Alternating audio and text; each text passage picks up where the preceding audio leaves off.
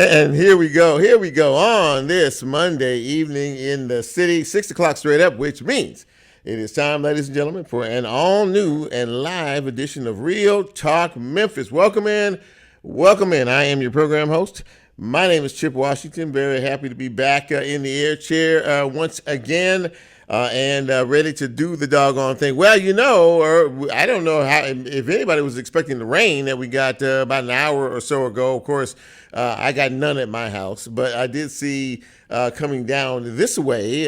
Some folks got a little splash and dash, so that felt good. And the temperature knocked that temperature down a little bit today. At one point it was right around 199. But knocked it down a little bit. But I think all the rain is gone for the evening and the sun is back out, which means that some humidity is going to hit us as well. But, you know, it's summertime in Memphis, Tennessee. But nonetheless, glad to have you aboard this evening. We have a pretty good show for you. Some pretty good guests involved as well. But you know, first things first, and how do you get this fine piece of radio broadcasting? Well, several ways. Right now, 91.7 FM on your radio dial. We are on live right now. You're also live on the WYXR app. We are on the TuneIn app this evening. And we are live streaming the show on Facebook Live for those of you who like to venture in that direction. Once the show posts in the next day or so, it will be available on YouTube. And for those of you who are podcasters, yes, we are a podcast. And you can find us wherever it is you get your podcast. Just put in Real Talk Memphis with Chip or Real Talk Memphis and it should pop up and you will not miss a thing. Now, let me back up for a minute with this YouTube deal. And I'm a little slow to some things, and especially in the technological world. But I wish somebody had told me YouTube is a pretty big deal to a lot of folks. A lot of folks hit that YouTube page. So we have our own page. This show has its own channel. And you can go to YouTube and you can see the logo there, Real Talk Memphis. My producer Lulu put that together, and it looks good. And you can check out all the shows that you may have missed. I think we got, what are we, about 11 now, something like that, since we started doing this, give or take about 10 or 11, yeah. So you can check out anything you missed. And also we are adding something to that on that page, shorts. You've seen people with these little short, brief little snippets, right? Little sound bites and things like that who've been on various shows and things. Well, we've done that as well. And Bren, who is my board producer, he is putting that together. After the show is over, like tonight, we'll take the best of a particular guest and make a soundbite out of that and put that on the YouTube page as well. So you can just get a little bit of a sample of what you missed if you missed the show. And it may take you exactly to the show so you can see the entire thing. You see how these things work? Everything is interconnected. So there you go. So that's how you can find us in terms of tonight. And speaking of tonight, we do have a pretty good guest list. First up in just a couple of minutes, Frankie Dakin. Now, Frankie has been around the political world for quite a long period of time for being such a young man. Currently, he is the city manager of Millington. A lot of folks talking about Millington, and it is really going places. It is the fastest growing city, I believe I heard, in West Tennessee now. And why are people flocking to Millington? A lot of us know there's a military base out there, but there's a lot more going on out there as well that people are talking about, and Frankie will join me to have that conversation a little bit later on. We will talk with City Councilwoman Jerri Green, and she's not been on the show for a while. She's been a little busy, and we'll talk about that too at some point during our conversation, but she is a City Councilwoman here in the city of Memphis, and there's a lot going on there that we need to get caught up on, and we will do that with her a little bit later on. And the second half hour of the show, a lot of you are sports fans out here, and we are getting to the time of year, late summer into fall, where things are starting to percolate again. Football is starting to come around now. We're seeing NFL preseason. College football is right around the corner as well. And then right after that, we're looking at college basketball, then the Grizzlies, and a lot going on in the sports world. So I thought I'd have someone on the show tonight to talk a little bit about that. He has never been on the show before. This is his first time, and my first time having him. Jason Smith of the radio show Jason and John that you can hear each and every day on 92.9 ESPN radio from 9 a.m. to noon. And Jason will be on with me in the second half hour talking a little bit about sports and the trend and what's happening. So I'm looking forward to that conversation. So there you go. That is the lineup for tonight's big broadcast. And before we get too deep into that, always want to acknowledge your existence on this earth, AKA your birthday, your trip around the sun. If you were fortunate enough to make one, well, guess what? This little segment is for you. We like to shout out folks who are celebrating one more again. But I can't do that until I say, hit it, Lulu. Happy birthday! Going out to the following folks. Edwin Ford Jr. celebrating his birthday today. Happy birthday to Rashawn Austin. David Gillard, musical maestro, celebrating his birthday today. Happy birthday to Delphine Williams, to Sherry Taylor, Carolyn Smith celebrating, and Mr. Anthony Holmes. Happy birthday to all of you, and even those who are celebrating a birthday that we did not mention tonight. Happy birthday to you. I hope today has been filled with love and laughter. And we all hope to be with you next year for your next trip around the sun. Thanks, Lulu. So let us get into some news and notes today. Well, last week, of course, we know the elections happened, and County Mayor-elect Mikhail Lowry has announced his One Shelby transition team.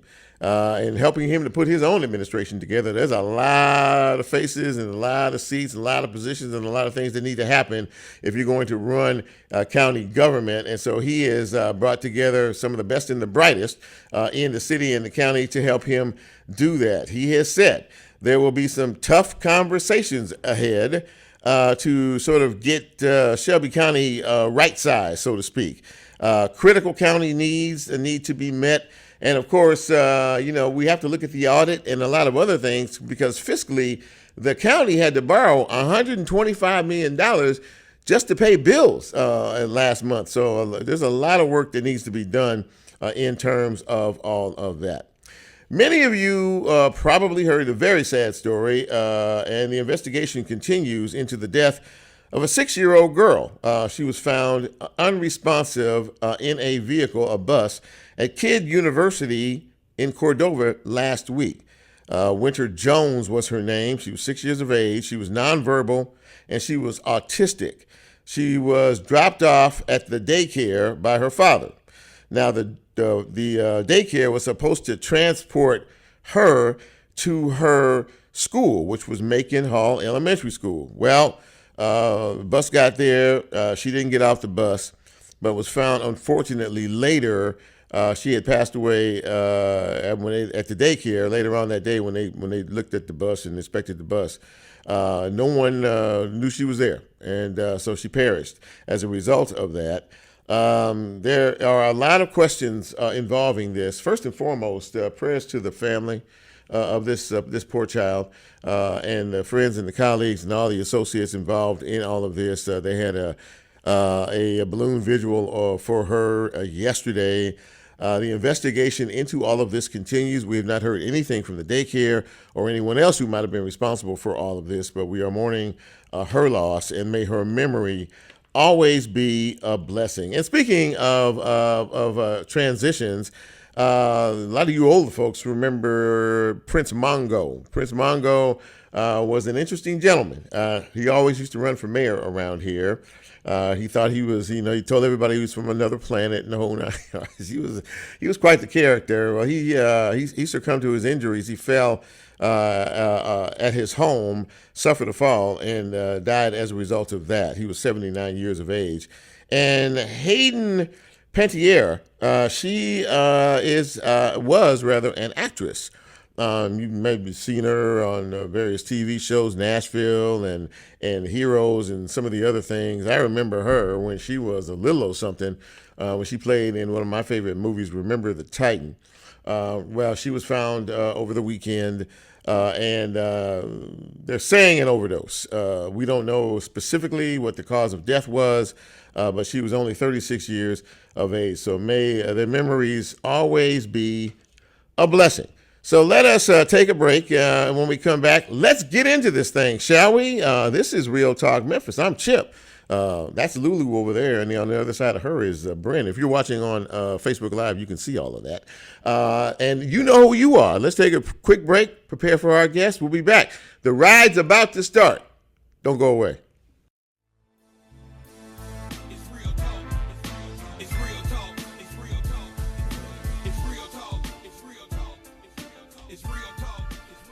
And welcome back to Real Talk Memphis on this Monday evening. Ladies and gentlemen, the rain is gone. The heat and the humidity is back. It was nice while it was here. And speaking of here, we're glad to have you here. And my first guest is a young man that I've known now for a few years. We worked together at one point in time for county government during the COVID drama that all of us had to experience for a couple of years.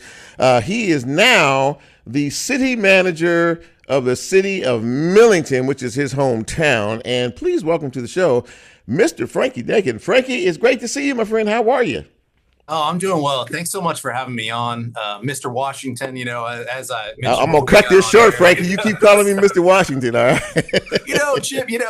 I'll do my best. But you know, I grew up here in Millington. We have manners, and you have a whole body of work, and you deserve respect. And it was such a privilege to work with you during the pandemic, even though that was a difficult time. So I'm glad to be here with you. Absolutely, that, and the same on my end of the street too with you. So Millington, Frankie, is your hometown. You, as a matter of fact, let's just go back a little bit. He was the youngest ever elected alderman in Millington at the ripe old age of 20. What made you decide that you wanted to be in politics there, sir? You know, well, I think I was probably less than 2 years removed from my previous political job, which was student government president at the time. And many things happened. And so there was some news in our community, and it got me going to a couple of our board of aldermen meetings. And I realized at that time that there wasn't a lot of representation for my generation, and somebody had to step up. And so I got with my friends at the time, and we had our first campaign meeting at McDonald's. It was free Wi-Fi and cheap coffee. And we devised a plan to work all summer long. And we ran against the longest serving incumbent at that time. And I was actually elected at 19, and I took office at 20. Wow, that's pretty impressive. So you've been in the game for a little bit, and you know I know a few folks that live in Millington, and they talk about what a wonderful community it is. First, Frankie, for those of us who don't know, what are the duties of a city manager?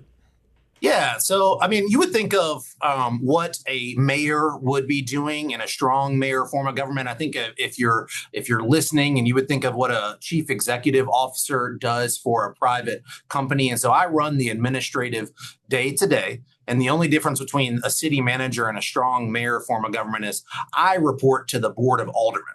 And so I'm responsible for managing the police department, fire department, public works, planning, stormwater, all the rest. And I report to the board of mayor and aldermen. Wow, I did not know. Well, that's pretty interesting stuff there. So let's talk a little bit about Millington, and it obviously is a very special place. It is growing by leaps and bounds, and I'm not going to share what you told me about the track of Millington in terms of growth. I'm going to let you say that. But what is there about Millington that seems to attract so many people?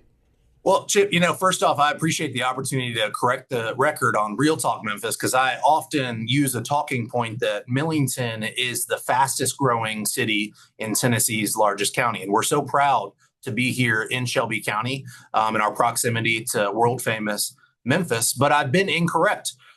recently the numbers came out from the Randy Boyd Institute, and Millington is actually the fastest growing city in all of West Tennessee.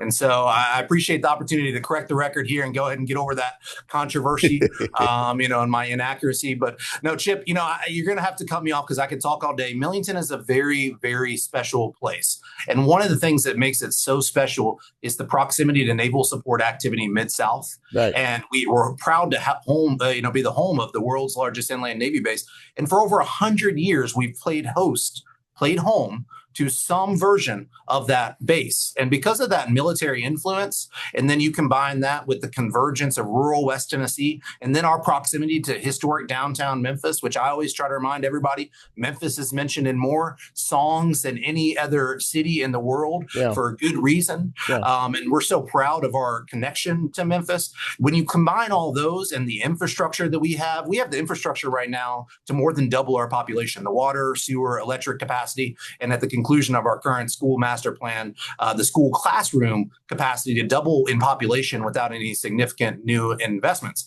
And so that means it's a little bit more affordable to develop here. We're growing in the right way that solves the challenges of today and welcoming new people to our community. And we're proud to be, really the tip of the spear when it comes to growth in Shelby County, growth that we so desperately need. Yeah, and hearing that, and again, I know several people who have moved to Millington, and really, you don't hear a lot of noise about your city, other than the fact that things seem to be going quite well there. What would you, when you first took this position or got this position, or however it was you were in the seat you're in now? What were some of the things that you wanted to target? What were some of the goals that you wanted to see the city reach as you move forward? Absolutely. Well, the direction was pretty clear, and from our board of aldermen that hired me.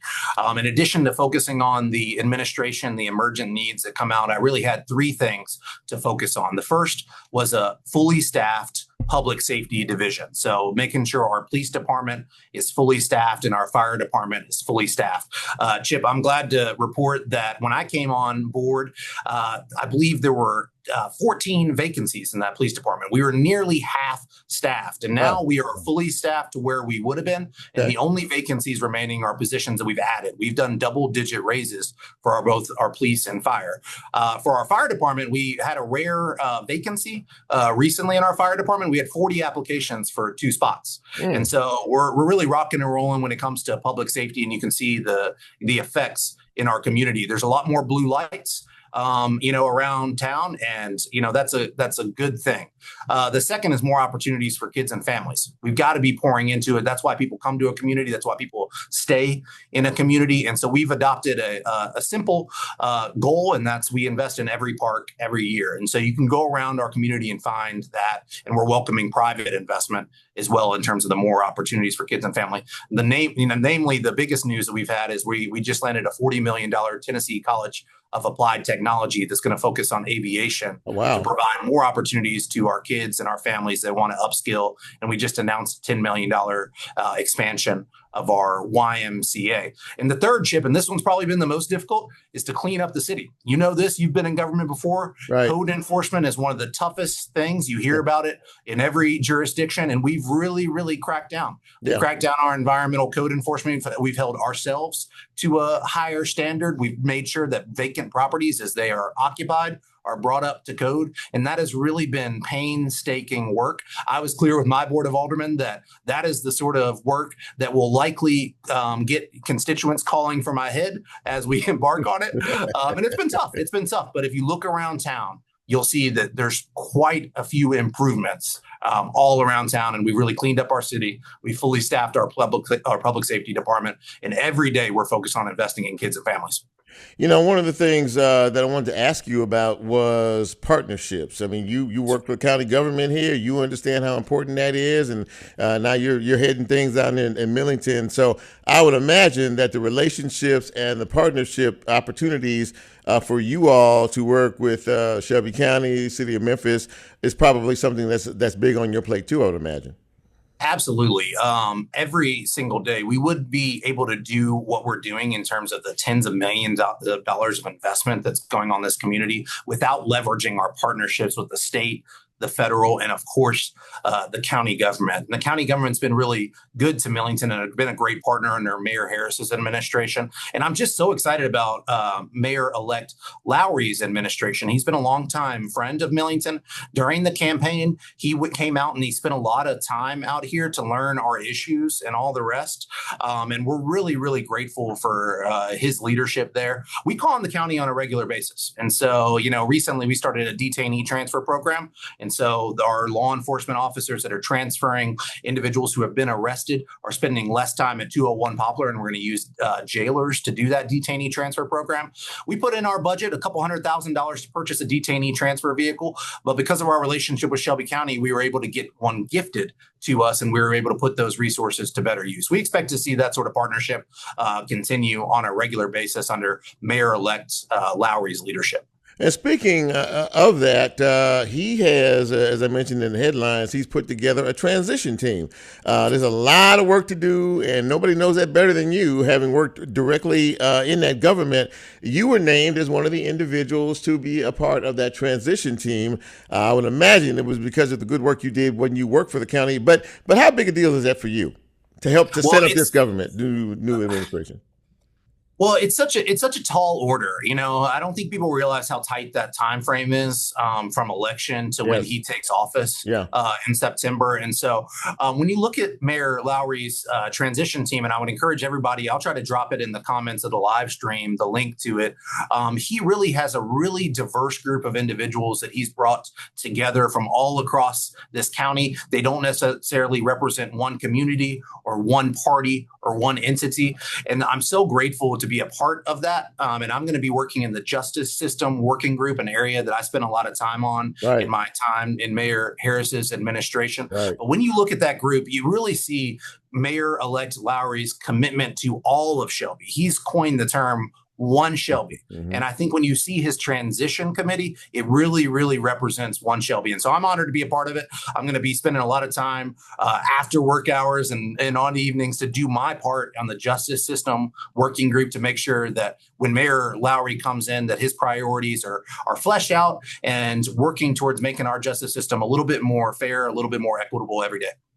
Well, listen, man, it's good to catch up with you, and I'm really happy for you, and I'm happy for the folks out there in Millington. I'm older than a lot of folks around here, so I'm proud.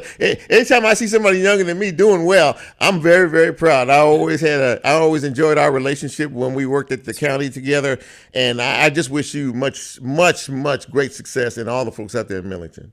Same to you, Chip. I guess I'll try my best to call you Chip. It's such an honor to join you. And, I picked up a tipper trick from you working so closely with you, and so grateful for you. And please let me know if there's ever anything I can do for you, or if you ever want me to come back on the show to talk about any host of issues. You got that, my friend. Thank you, Frankie. I really appreciate you, man. And best of luck. Best of luck. Yes, sir. Frankie Dakin, ladies and gentlemen, he is the man out there in Millington. He's the city manager, and they're doing very, very, very well. I'm so happy to have him on the show tonight. Let's take a quick break, and when we come back, let's reset. We have another guest waiting in the bullpen. This is Real Talk Memphis. I'm Chip. You know who you are. Let's go. We'll be right back.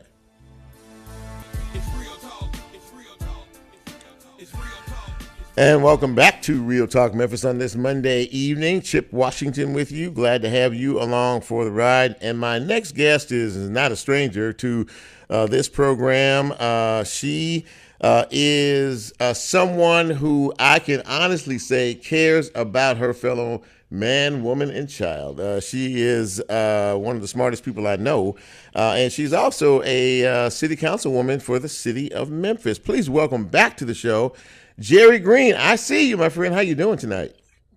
I'm great. How are you? Did I do okay with that intro there? You good with that? You did. Not too bad. I thought you were going to lean into one tough mother at some point. But oh yeah, well she's absolutely one tough mother. There's no doubt about that. How are the three young ones? School's back in. Everybody's adjusting to being back up. There's a lot of finding of shoes and things like that early in the morning these days. Well, I can completely and totally understand that. Now, there's a couple of things I want to talk to you about, but one, obviously, you're a city councilwoman, and I want to, and I haven't talked to you about this for a while, but I want to get just off the top. your state of the city. You know, there's always something going on around here, and I know the city council has been working on some things. One of them, I think, is that you're going to bring up tomorrow, is about the XAI, the data centers. But from your perspective, Jerri, and you have never been afraid to express your thoughts and opinions in a very open and honest way. But as the city of Memphis goes, how does it go with you? Look, I think we're on a great trend. You know, you and I have talked about crime a lot Yes, on yes. this show, and crime is down over 45%, I believe. And so our homicides in particular, that's really amazing. We're on the right track with MATA. We're, going to be unveiling, I think, 12 new buses this week. Oh, So things are trending really upwards. But, you're right. We do have work to do. We've got work to do with these data centers to make sure that we are protecting the people of Memphis that are most impacted and making sure that we're doing right by our environment because, we need our air, we need our water. We're very precious about our water here in Memphis, right? absolutely that. And, speaking of that, there are people in this city who are still fighting each and every day against this XAI deal. There's a lot. I mean, you're out there. These folks out here have certain thoughts and opinions about all of this. What is the objection to more data centers from the perspective of the Memphis City Council? Well, I think at this point, it's just there's a lot of unknowns, especially as it comes towards our protecting our resources. And so, for example, one of the ways that we were working with XAI to protect those was through the gray water facility or the wastewater treatment facility, and then it got paused. Now, we hear that it's hopefully going to continue in January, but that caused a lot of concern for many of us on the council. We're also worried about them being a drain on our power grid and how we protect that. And of course, the air, the temporary turbines, and the problems that people are saying they're experiencing out in Boxwood, Westwood, those areas that are very close to the XAI centers. So we want to make sure that we're protecting people's health and also protecting our jobs. I mean, the thing with AI in general is it can eliminate a lot of jobs. So we got to make sure we're protecting those as well. And in reference to all of that, one of the things that the folks across the line down there in Mississippi, South Haven, they made a bit of a ruckus about the noise and a lot of other things that were happening in all of this, and they decided to shut that thing. Were you surprised at the action that XAI took in reference to that? I hope they're starting to listen to the community. I'm traveling the state now, and McMinnville, Nashville, so many other counties, they are expressing the same concerns. Citizens don't want these in their backyards, whether it's next to the zoo, at an HBCU, you name it. They just don't want these loud data centers in their backyards. And if they're going to be in place, we've got to make sure that there are some regulations around them. I tell people it's kind of like the beginning of the Industrial Revolution, right? The Industrial Revolution has done some great things, but when they first came in, there were plumes of smoke in the sky. And so we had to implement the EPA. There were kids doing labor. There was, people losing limbs on factory lines. So we had OSHA come in. And I think people just want to implement changes like that at the start and not after it causes environmental or human harm. One item that I have spoken with the mayor about, he's been on the show before as well, but one of the things I know that sticks in his craw, and I know it sticks in yours, blight. The issue of blight in this city is a big issue, and it continues to be. But from your perspective, Jerri, are people starting to do better in reference to that? I mean, where do you see that particular issue in terms of the day-to-day? Well, I tell people there's things that you can do about blight, right? You can call your city council person and I'll make sure that we get our services out there. You can call 311 or you can bend down and pick it up. Like we've all got to start taking some responsibility for the city if we want it to be beautiful again, to be named one of the most beautiful cities. And I think there is some of that happening. I think people are taking some responsibility. The Own Your Block program, some of our churches are doing that, some of our other organizations. But I also think that the resources that the city has put into, the council has allocated specifically towards this issue has been really important. The legislation that we've put in place to sue people in court and make them pay for things when we have to go in and spend hours cleaning up. I was just out delivering Meals on Wheels with my assistant the other day, And we went into an apartment complex that, of course, is, a gated complex. We got back there and the trash cans, the big ones that you go dump your trash off of, they were all over full and had an equal amount that would fill up a whole nother dumpster next to them. Oh, wow. So I called our community services team. They spent 7 hours out there with giant machines scooping up the trash out there. We're not going to be holding that apartment owner responsible. And that's what we should be doing. And so we're just being a lot more proactive instead of reactive. And I think it's going to take all of us. I mean, there's so many things like this out there in the world that it's going to take each of us doing our part. You mentioned at the top MATA, which has been that's been an issue for quite some period of time. You talked about 12 new buses. Do you feel that, a lot of folks have a lot of things to say about MATA, especially those who depend on public transportation, that we are starting to make a little ground? Are we starting to gain a little bit of something? Because, it's lost. A lot of folks are very, very angry about this whole issue with MATA, the buses, the lack of transportation, the length of time it takes for a bus to get to a certain stop. How are you feeling about that? Look, all of that is very legitimate, and we've had a new structure and new leadership in place for 9 months. It takes 9 months to get a bus ordered, purchased, built, and to us. And so we have 12 of those coming. By this time next year, we should have our whole fleet replaced with new buses. We were able to get $40 million in grants from federal and state and other resources that won't cost the city. Replacing our whole fleet is a big first step. We did make buses free before Mom Dunny, take that, New York City. And we have seen an increase in ridership, and we've at the same time seen an increase of on-time delivery. So, it's not great. It's still not great. We have more shelters in place. Those shelters are being mowed. They have signage.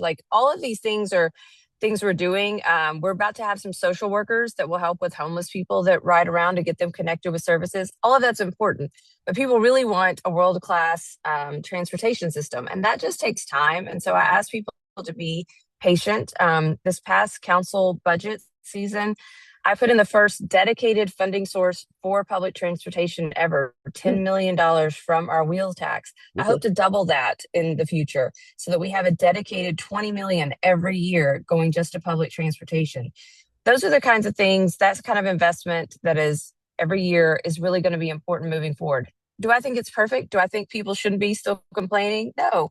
But I do hope that people see the improvements we've made and continue to work with us as we try to change it. Now, Jerri, I would be remiss if I didn't mention the fact that there was an election not too long ago, and you were involved in that. And I wanted to ask you, first of all, there was a primary, and you won your primary to lead this state. And whoever wins this contest in November would be the first female to ever lead the state of Tennessee. Just thinking about that on its face, on its whole, what does that say to you? What does that mean to you? What year is this? 2026, and this is the first time that we've ever seen a situation like this. But how do you see it? Well, it's very humbling to be a part of history and to be the first female nominee of the Democratic Party in the state of Tennessee. Actually, my race was called first, so I was the first ever of either party. Yes, you were. Yes, you were. Look, I think about it in the framework of my daughter and her friends, and for them to be able to see that leadership could be them. I think about the trailblazers, like my mother's generation that came before us, and what I owe to them to be able to be in this space.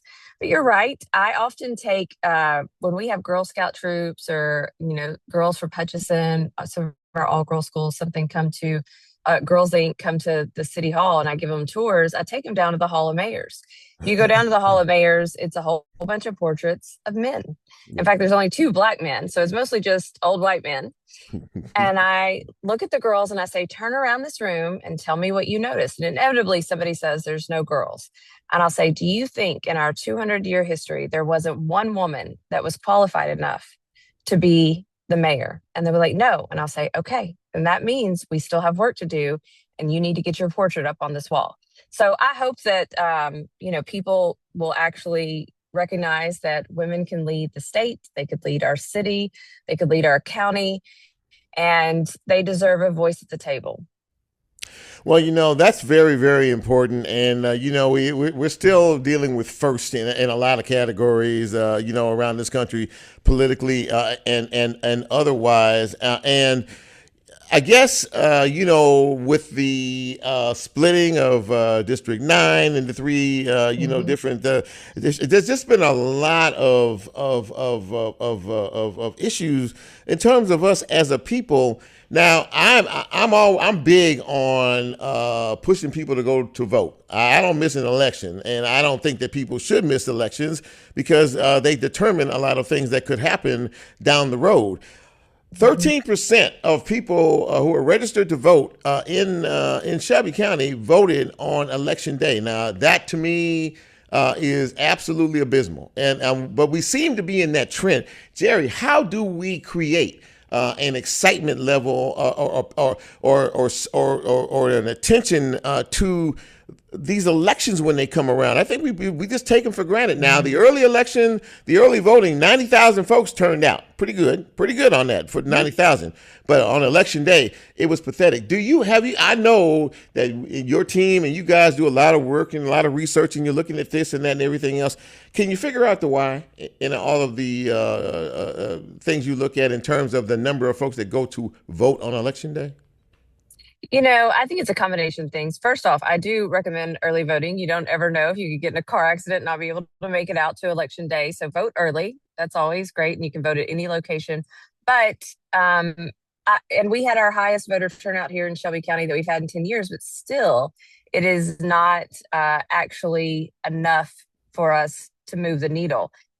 I think it's more that we've got to educate people about what these offices do, how they actually impact your life. I hear especially young voters say, I don't care about politics because they're never going to change anything in my life. Right. Well, you cannot care about politics, but politics is going to care about you. They're going to care about whether your schools get funded. They're going to care about whether your roads get repaired. They're going to care about whether you can afford groceries, gas, medicine. Like, it's going to come up in your life one way or the other. And so we've got to educate people on these decisions. I do think the gerrymandering is, well, one, intentional, but also it has put a damper, particularly on the Democratic vote in Tennessee, because voting's kind of like a muscle. Like, the more you do it, it's like exercising, the more you continue to do it, right? Yeah. But if they have drawn districts to rig the game where it is so much so that they're picking their voters instead of their voters picking them, then it feels like, why bother going, right? My voice isn't going to matter. My voice isn't going to be heard. Sure. So, I think in particular, a statewide race is a great place for us to prove that your voice does matter. And I will just say this city council race that I'm sitting in now, I'm the first, I know it's allegedly nonpartisan, but it's pretty clear I'm a Democrat. I'm the first Democrat to ever hold it. I'm only the second woman. In our 200-year history, we ushered in our first female majority of the city council in our 200 history when I got elected, and I won it by 56 votes. So every vote matters. And I hope people remember that coming up this year. Well, listen, it's great to see you again. It's great to have you on the show. Congratulations on being the Democratic nominee for governor. And we will all be watching and waiting to see what happens in November. But in the meantime, thank you, my friend. I really appreciate you. Safe travels on the road out there. Okay. Thank you. Okay. Have a great night. Okay, you too. There you go, ladies and gentlemen. Jerri Green.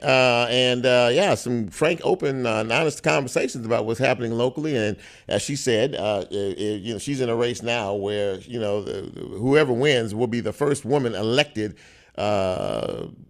governor in the state of Tennessee. So we'll have to keep an eye on that, see how that's all going to fall out, shake out, and everything else.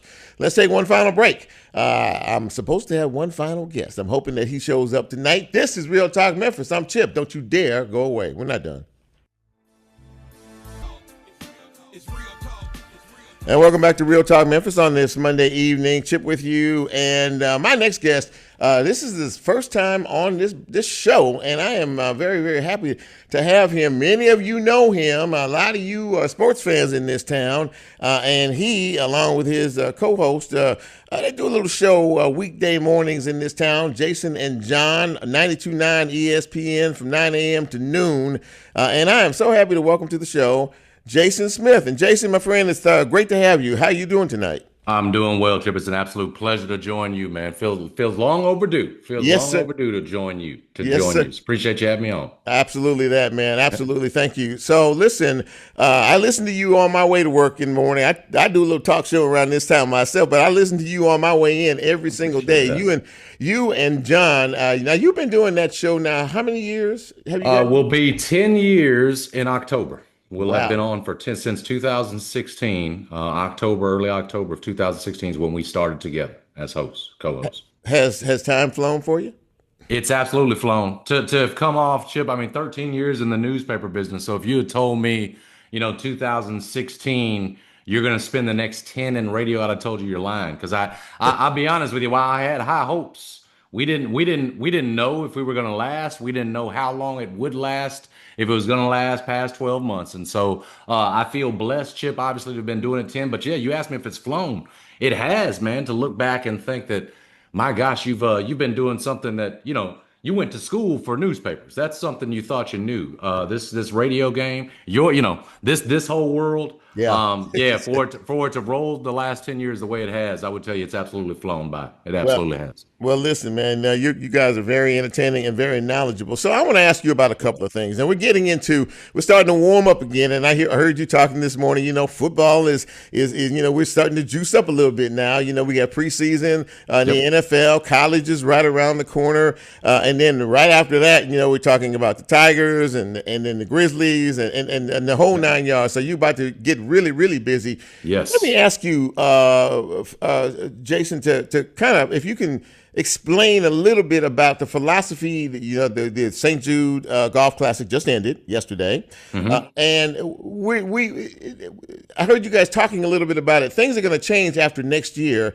Did we get demoted? What happened with all of that in terms of the status of the event? Well, you got one more year where you'll be basically elite status, to where you'll be the FedEx St. Jude Championship as we know it.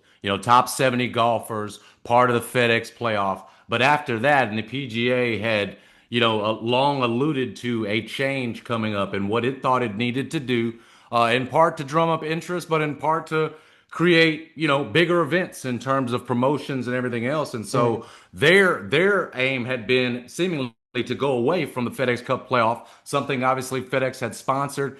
You had a first leg of it here in Memphis, and that decision to move away from that is why ultimately after next year, you will be a different sort of event. Now, we don't know what it's going to be, Chip, in terms of, the type of form it's going to take. PGA's got a couple of different plans in mind. There's a Champions Tour. There's a Challenger Series. Sounds like they want us on the Challenger Series, which would be lower level golfers coming to what's been clearly a world class in terms of the way that event is run, but it would be lower level golfers, and whether or not this city would support it in the way that it had would be the question. Now, you do it earlier in the year, Chip, instead of the August heat, you do it in March. Now, that might be a welcome thing for Memphians, but if you don't have the Rorys, if you don't have the Scotty Schefflers, if you don't have the best out there, well, it's not exactly the same thing. And I think that's part of why you've seen FedEx make the decision. Listen, we want to stay involved with Memphis in a golf tournament and obviously with St. Jude. But in terms of what the PGA wants to do, clearly the sides go in separate ways there. And so for those reasons, it won't be the golf tournament in the sense, the elite status golf tournament that it's been for the last 60 plus years. And while that's unfortunate, FedEx has had Memphis's back. I think it's most unfortunate, Chip, for the folks at St. Jude. That tournament's raised 86 plus million. Wow. And I think it hopes to raise 100 million by the time it's said and done at the end of 2027. So St. Jude doesn't get that story told on a national level to the same degree that it has the last few years. But Memphis will always find a way. It'll always persevere. Yeah. And if nothing else, that FedEx and the Smith family, they'll have Memphis's back in whatever sort of the next generation of that event is. Talk to me. I'm going to shift gears a little bit. Talk to me about college football. Talk to me about your thoughts and feelings. You've spoken with him about the Charles Huff era as pertains to the Memphis Tigers football team. I am so excited about Charles Huff and what he's here to do, which is frankly give this fan base, the Memphis, the Memphis fans, football fans who have long hoped to, hopefully play for something even bigger, which is not just conference titles, but having a shot at a college football playoff. It's something, Chip, that, for decades you could not say about Memphis football. Right. Having the chance to compete for a national championship. And while I tell you, even in this 12-team playoff, it's a long shot. It's having that seat at the table. Yeah. It's what's really driven the basketball program all these years, having a shot to win in the big game, right? Not just making a Sweet 16, but advancing. And that basketball program's done it, 3 times the Final Four. Well, college football in the place that it's in right now, with Memphis in the place that it's in, more investment than it's ever had, you've got an opportunity to do something you've never done, which is make that college football playoff. We saw the potential, Chip, in 2019, when Mike Norvell won a conference championship, had the Tigers playing, and then a New Year's Six Bowl. You went to the Cotton Bowl, played Penn State. Beale Street was packed for a game day. Yes. Getting that chance now to be in a college football playoff is what you hope, not just a boon of excitement for Memphis and for the program, but Chip, hopefully it's something that eventually, shows whether it's a new look ACC or a Big 12 that 3, 4, 5 times has told you, no, you're not one of us. Hopefully you've got a hot football program that in the next few years, as hopefully for Memphis, realignment opens back up. You've got a football program that's sizzling. You've got a basketball program that's back to national relevance and prominence, and they are pulling you up, which has long been the desire and the hope for that Memphis athletic program, to be a part of the power structure and have a true seat at the table. Hopefully football, and Charles Huff right there at the head of it, can help you do that, Chip. There's so much riding on it. Huff he understands it. He's not running away from it. The man said, I know I got to win. I know I got to win fast. And so hopefully he can do what Ryan Silverfield could not, which is take advantage of the resources you've got more than ever and get Memphis to a perch it's never been at.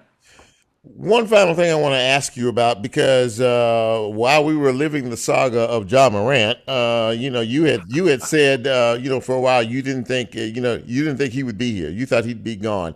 He's gone now. He's in Portland. What do the Grizzlies look like moving forward without him, in your opinion? To be honest with you, we don't know. They're off to a good start. Chip, I'd be lying to you if I sat up here and told you, oh man, they're in great shape.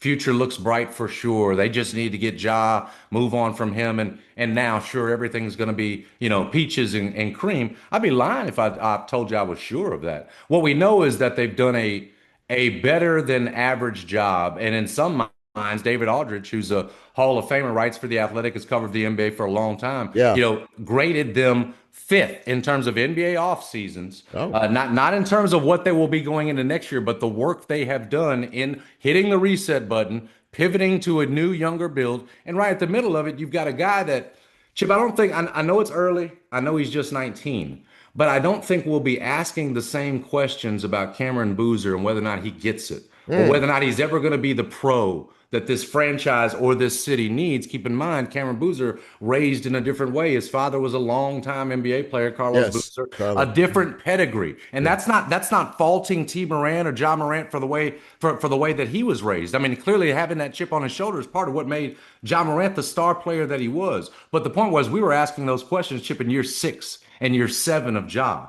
Questions that long should have been answered, and you were hoping he could be the leader of a franchise. I don't think we're going to be asking those questions about Cameron Boozer. So what, if nothing else, you have got at least one tent pole in terms of the future, in terms of a guy that feels like he's going to be foundational for you in Cameron Boozer. You're hoping Zach Edey is that. You're hoping Cedric Coward is that. And if, Chip, you can build it sturdier, I think more substance, less style, perhaps, in terms of the way it's built. We love our guys to talk, and we also love them to, but what's most important in Memphis is that you back it up. And I think for a long time we got too caught up in the talk and the sauce and all the all the style as opposed to substance. So it's got to be built back firmer, Chip. And I think, same general manager, no promise that it will be. He's getting a second chance. Zach Kleiman, still young in terms of what he's done in this league, but getting this second chance, you like the way he's at least pivoted and admitted, hey, that first build wasn't going to work. And you like the haul that he's gotten back in some of these cases for Bane and for Jerri. Hopefully it's all going to add up to a competitive team, not 5 years from now. Chip, it's got to be competitive in a year or two. In a small market like Memphis, you cannot afford a long rebuild. So hopefully it's going to happen quick for Memphis and for the Grizzlies. Well, man, listen, I really enjoyed talking to you. I really enjoyed this interview. Pleasure. And I would be remiss if I did not say this. You are your father's son. I loved your dad, as so many of us did. Les Smith, God rest his soul. He was an incredible, and he's got incredible sons. And I'm talking about you and your brother, man. Thank you, brother. God bless you. Absolute pleasure, man. God bless you, and let's do this again soon, all right? I enjoyed it as well. We absolutely will. Thank you, Jason. I really appreciate it. There you go, ladies and gentlemen. Yes, sir. Jason Smith, ladies and gentlemen, 92.9 ESPN, Jason and John show, Monday through Fridays. They do a really, really amazing job on that show. That's going to wrap it up for me. This has been a really, really, really good show. Don't go away, because Bryn, who's sitting a couple of feet from me to the right side of me, is coming up with an all-new, fresh event horizon. Bryn, what's on tap for tonight? Appreciate it, Chip. Tonight, I'll be keeping with the same theme for the past couple weeks. Summer vibes. You were jamming last week, young man. I have to admit, I was following you, and I was leaving out this parking lot last week. I said, no, he did. Cool. So I'll have to go back and see what song that was. But we're ready. We're in the summer vibe mode, right? Oh, we're yeah. in the summer vibe Didn't know it was gonna rain today, but I made I'm starting to chill out with the energy. Stuff you can listen to when it's 100+ degrees and there's no energy for you to do anything outside. You just sit around and conserve your energy. This is the mix for you. Well, thank you, my friend, and don't go away, ladies and gentlemen. He'll be up next. Now, Lulu, who produces this show, has her own show Saturday morning, right? 8:00. It's a box. What is it? What's the name of your show? Cake Effects. Cake Effects, and that's just an interesting name for me. And it's for people who had birthdays during that particular week or that day. Yes, I play music by people who had birthdays that week, or music off of albums that were released that week. Okay, Saturday mornings, 8 a.m. Yes. Okay. She's tired today, ladies and gentlemen. She did a roadie last night, a road trip to Las Vegas last night. She's tired today. But thank you all. And as they play us out, thank you, ladies and gentlemen. I appreciate it. Thank you for being here. Thank you for supporting the show. Go to YouTube and watch these shows. And while you're there, how about subscribing? How about that? That'll be a nice thing. Subscribe to our page. And watch the show and watch the shorts. We're building this thing, man, and we're going to build it even bigger and better, but we need your help to do it. Thank you to all my guests tonight. This was a really, really good show. I really enjoyed it, and I hope you all did as well listening. So for all of us here at Real Talk Memphis, for Bryn, who you will hear in a minute on Event Horizon, for Lulu, and for your humble host, that would be me. Have a wonderful week. Be safe, be careful out there until we gather at the river next time. And until next time, we are out. See ya.